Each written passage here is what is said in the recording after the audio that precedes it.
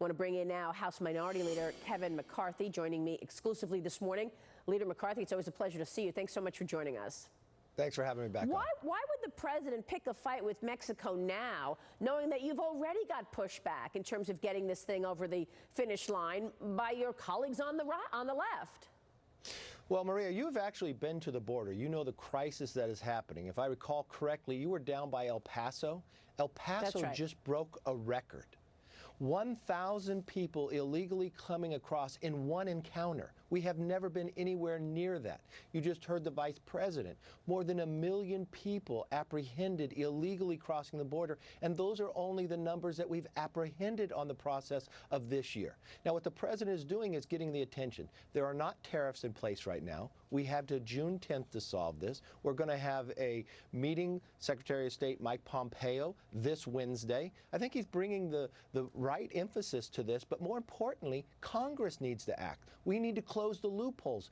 This is why, because our laws are wrong that are encouraging the individuals to come. You have seen it firsthand. Yeah. If I watched your own show, people coming across during your show. Yeah, that was because of our asylum laws, the Flores decision, and others. These are things that can be solved, and this president is fighting to make sure that we solve these problems. Yeah, you're absolutely right. It was actually quite extraordinary, but you're having multiple fights here, and I'm just wondering how you're going to solve them all. There's China as well. That's getting worse. They're fighting back. They're threatening that they're not going to send, rare earth minerals here. They are bullying American companies. And of course, they're also, this weekend, 60 billion of U.S. goods just got tariffed in China.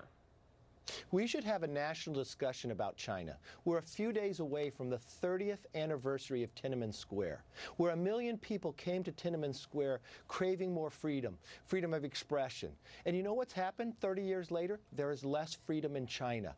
China is the only country in the world that gives a score to their own people about their social activities. If you want to buy a domestic airline flight inside China, it's a score whether you cannot. There is a report of a reporter that tried to buy a ticket. He was denied because of what he said on Twitter, that they told him he should apologize. He apologized, and they said that was insecure of how you apologize. They didn't believe your apology. But what China is doing, remember when they built those islands in the South China Sea, said it would not be weaponized? Well, that was a lie. Yeah. They have a long-term goal of where they want to be when in that 100-year anniversary in 2049. I think you make America a great point, should be discussing this more so than what we've been discussing inside Congress. I think when it comes to rare minerals, we can actually produce those in America. We should be passing legislation today that allows us to mine those, makes it easier to mine those, so we're not beholden to China. Yeah, I think you make a lot of really important points. Speaking of censorship, because Chinese people will never hear about Tiananmen Square, 30th anniversary. You're not going to get any information about it because they're censoring it. But we've got censoring going on right here in America, something that you've been leading the charge on in terms of Google, Facebook, Twitter, etc. Now, the Wall Street Journal is reporting that the DOJ is readying an antitrust suit against Google.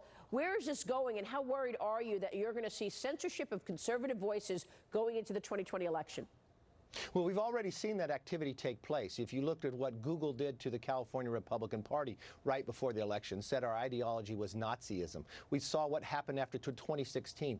The power of these companies. Remember, Google was a company that started said, don't be evil. They no longer have that motto. They now have a monopoly where 90% of all searches go through Google. In 2013, the FTC actually looked at this. They found that their behavior, the way they treated other companies was wrong, the way they abused their monopoly power, and they were supposed to correct themselves, even though staff wanted to go further. I think it's right to look at this because the power of that first placement of where you search something can influence what an individual does. Yeah. But the way they treated other companies, I mean, this is something that has to be looked at. 3 main companies control so much of our life, from Amazon, Facebook, and Google. Yeah, but you're right. You put your most, sensitive things in that Google search bar, and, they have 90% of the market share. But you're going back this week for the first time after Mueller spoke, and you know what you're going to hear, lots of impeachment talk and investigative talk. Real quick.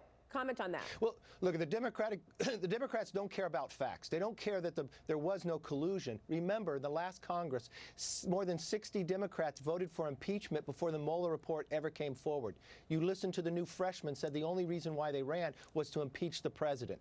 You have a chairman of Judiciary Committee, Nadler. He won his chairmanship on impeaching the president. And now you just saw that the Speaker of the House on a late night show, she leaned in, sounded like she wanted to go to impeachment.